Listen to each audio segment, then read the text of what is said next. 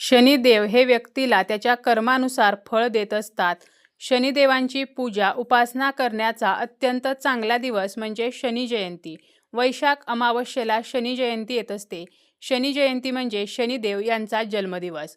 हिंदू धर्मामध्ये शनिदेवांना कर्मफळ देणारे, न्याय करणारे आणि शिस्तीचे प्रतीक मानले जाते. यंदा शनिवारी ही शनी जयंती आलेली आहे. 16 मेला शनी जयंती आहे. शनी जयंतीच्या दिवशी शनिदेवांची विशेष पूजा, जप, दान आणि उपासना केली जाते. ज्योतिषशास्त्रानुसार नवग्रहांमध्ये भगवान शनीचे प्रमुख स्थान आहे. शनी हा सर्वात संत गतीने जाणारा ग्रह आहे. वैदिक ज्योतिषशास्त्रात शनीच्या अशुभ ग्रहामुळे त्याला पापी ग्रह असे सुद्धा म्हटले आहे. मकर आणि कुंभ राशीचे स्वामी हे शनिदेव आहेत. क्रूर ग्रह म्हणून ओळखला जाणारा शनी हा जरी रागीट असला, क्रूर असला तरी सुद्धा व्यक्तीला तो त्याच्या कर्मानुसार फळ देत असतो. ज्या व्यक्तीचे कर्म चांगले आहे त्या व्यक्तीला शनिदेव हे कधीही शिक्षा करत नाहीत, परंतु ज्या व्यक्ती वाईट कर्म करतात त्यांना मात्र त्यांच्या कर्मानुसार शनिदेव जे आहेत तर ते शासन करत असतात. अशा या शनिदेवांना समर्पित असलेल्या शनी जयंतीच्या दिवशी जरी आपल्याला पूजा करणे शक्य झाले नाही किंवा शनिदेवांच्या मंदिरामध्ये जाणे शक्य झाले नाही तरी सुद्धा आपल्याला एका प्राण्याला एक वस्तू खायला द्यायची आहे, ज्यामुळे शनिदेव प्रसन्न होतील. या दिवशी आपण कुत्र्याला एक वस्तू खायला द्यायची आहे, त्याचप्रमाणे कावळ्याला सुद्धा एक वस्तू खायला द्यायची आहे आणि गायीला सुद्धा एक वस्तू खायला द्यायची आहे. कोणत्या प्राण्याला कोणती वस्तू कशा प्रकारे खायला द्यायची याची संपूर्ण माहिती आपण आजच्या या व्हिडिओमध्ये पाहणार आहोत. वैशाख अमावस्या आणि शनी जयंती एकाच दिवशी असते, त्यामुळे आपल्याला या दिवशी आपल्या पितरांची सुद्धा सेवा करायची आहे. अमावस्या तिथी ही पितरांना समर्पित असते. आपले पितर जेव्हा आपल्यावरती प्रसन्न होतात तेव्हा ते आपल्याला सांसारिक सुखाचा आशीर्वाद देतात, परंतु हे पितर जर नाराज असतील तर आपल्या घराची प्रगती होत नाही. खूप कष्ट करूनही फळ मिळत नाही. वंशवृद्धी होण्यासाठी किंवा विवाह होण्यासाठी सुद्धा अडचणी निर्माण होतात. घरामध्ये सततचे आजारपण, कलह, अशांतता असते.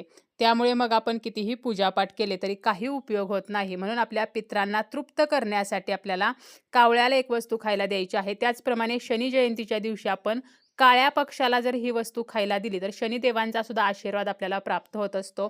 या दिवशी आपल्याला सकाळी लवकर उठायचं आहे, स्नान वगैरे करायचं आहे आणि त्यानंतर आपल्याला देवपूजा वगैरे करायची आहे आणि 11:30 ते 12:30 तर या वेळेमध्ये आपल्याला कावळ्याला ही वस्तू खायला द्यायची आहे. त्यासाठी आपल्याला वाटीभर एक भात जो आहे तर तो शिजवून घ्यायचा आहे. हा भात जो आहे तर तो अळणी शिजवायचा आहे. यामध्ये आपल्याला मीठ घालायचं नाही. जेवढा भात आपण शिजवणार आहोत तर तेवढा जो भात आहे तर तो सर्व आपल्याला या उपायासाठी वापरायचा आहे. आता ज्या वेळेला आपण कावळ्याला हा भात खायला देणार आहोत तर त्यावेळेला आपल्याला काय करायचं आहे, ज्या ठिकाणी आपल्या घराची दक्षिण भिंत आहे त्या ठिकाणी एक मातीचा दिवा लावायचा आहे. त्याची वात दक्षिण दिशेला करायची आहे. पितरांसाठी आपल्याला हा दिवा जो आहे तर तो लावायचा आहे. त्यामध्ये आपल्याला जोडवात आणि तिळाचं तेल लावायचं आहे. तो दिवा प्रज्वलित करायचा आहे. त्यानंतर त्या दिव्याला हळदी कुंकू अक्षता फूल अर्पण करून आपल्या पितरांचं स्मरण करायचं आहे आणि ओम पितृदेवताय नमः तर हा मंत्र 108 वेळेला म्हणायचा आहे. शक्य असेल तर आपल्याला पितृस्तोत्र किंवा पितृअष्टक किंवा पितृकवच जे आहे तर त्याचं सुद्धा पठण करायचं आहे. आणि आपल्याकडून जर काही चूक झाली असेल म्हणजे आपले जे पूर्वज आहेत त्यांच्या बाबतीत जर काही चूक झाली असेल तर त्यांनी आपल्याला क्षमा करावी, तर अशी आपल्याला क्षमा प्रार्थना करायची आहे आणि पितरांना सद्गती मिळावी म्हणून सुद्धा प्रार्थना करायची आहे. त्यानंतर केळीचं पान घ्यायचं आहे किंवा केळीचं पान मिळालं नाही तर पत्रावळी घ्यायची आहे किंवा आपल्याला एक ताट किंवा एक छोटीशी प्लेट घ्यायची आहे. त्यामध्ये आपल्याला भात जो आहे तर तो ठेवायचा आहे. आता भात ठेवल्यानंतर त्या भातावरती एक गुळाचा खडा आपल्याला ठेवायचा आहे किंवा खडी साखर ठेवली तरी सुद्धा चालेल.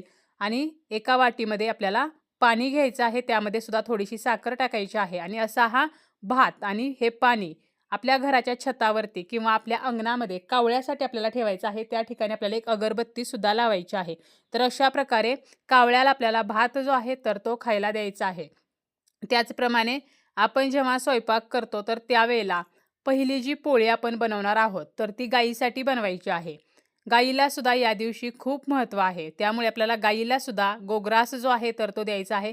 स्वयंपाक करत असताना आपल्याला पहिली चपाती ही गायीला बनवायची आहे. शक्य झालं तर त्या चपातीला तूप लावायचं आहे. अगदी छोटी चपाती बनवली तरी सुद्धा चालेल, कारण गोमाता जी आहे तर तिला आपल्या हिंदू धर्मामध्ये विशेष स्थान आहे. जो व्यक्ती गायीची सेवा करतो त्या व्यक्तीच्या जीवनातील सर्व दुःखे, दारिद्र्य, दुर्भाग्य नष्ट होते. त्यामुळे आपल्याला ती चपाती जी आहे तर ती पहिली गायीसाठी करायची आहे आणि दिवसभरामध्ये आपल्याला जेव्हा वेळ मिळेल तर त्यावेळेला आपल्याला ती चपाती घ्यायची आहे. त्यावरती एक गुळाचा खडा ठेवायचा आहे आणि आपल्याला ज्या ठिकाणी गाय आहे तर त्या ठिकाणी जायचं आहे. आपल्या घरी गाय असेल तर तिला गोग्रास द्यायचा आहे किंवा आजूबाजूला किंवा गोशाळेमध्ये जाऊन त्या गायीला हळदी-कुंकू लावायचं आहे आणि त्यानंतर आपल्याला चपाती आणि त्यावरती गुळाचा खडा तर असा गोग्रास गायीला द्यायचा आहे. काही जमलं नाही तर मुठभर हिरवा चारा आपल्याला गायीला द्यायचा आहे. त्यानंतर गायीच्या शरीरावरती जो उंचवटा असतो तर त्यावरती आपल्याला स्पर्श करायचा आहे. ज्यामुळे गायीचा आशीर्वाद आपल्याला प्राप्त होतो आणि आपल्या जीवनातील ज्या समस्या आहेत तर त्या नष्ट व्हाव्यात म्हणून आपल्याला गायीजवळ प्रार्थना सुद्धा करायची आहे. ज्याप्रमाणे पहिली पोळी आपण गायीला बनवणार आहोत त्याचप्रमाणे स्वयंपाक करताना शेवटची पोळी म्हणजे चपाती जी आहे तर ती आपल्याला कुत्र्यासाठी बनवायची आहे. आपण या दिवशी काळ्या प्राण्याला जर चपाती खायला दिली तर शनिदेव हे प्रसन्न होतात. शनिदेवांचा आशीर्वाद प्राप्त होतो. त्याचप्रमाणे वैशाख अमावस्या सुद्धा याच दिवशी आल्यामुळे आपण जेव्हा कुत्र्याला ही चपाती खायला देणार आहोत तर त्यावेळेला आपल्याला पितरांचा सुद्धा आशीर्वाद मिळणार आहे. आपले पितर सुद्धा प्रसन्न होणार आहेत.